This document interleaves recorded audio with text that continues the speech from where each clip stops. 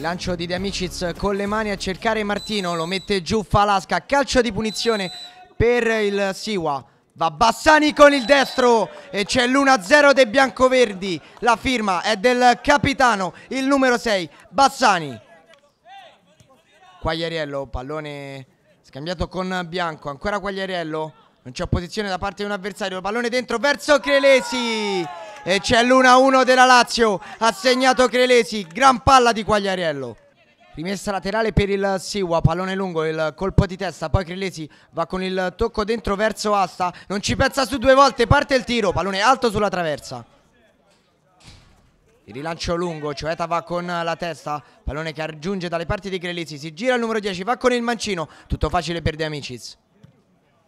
Rilancio lungo, il portiere, esce Silvestri, cosa fa poi Cioeta? Miracoloso.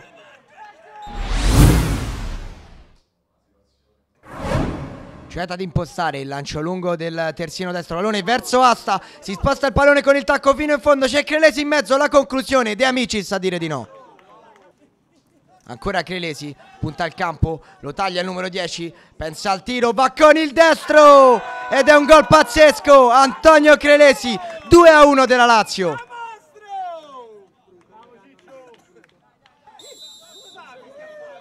Viene fermato Bassani, tocca corto verso Martino, va con il destro a giro e pallone che lambisce il palo.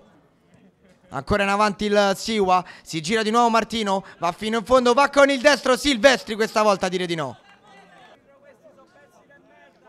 Fa scorrere il pallone fuori dal campo, ma è arrivato il fischio da parte del direttore di gara. C'è un contatto fra Amato e Bassani, ci sembra. L'arbitro li chiama a sé e arriva l'espulsione. Cartellino rosso per il capitano del Siwa e Daniele Amato per la Lazio.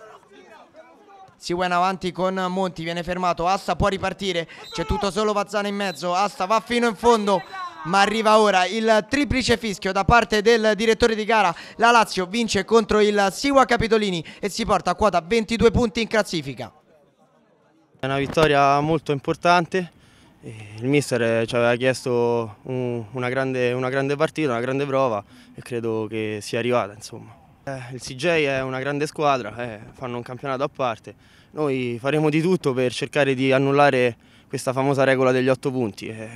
Noi non possiamo far altro che continuare con questo trend e cercare di dar fastidio il più possibile a quello squadrone che è il CJ.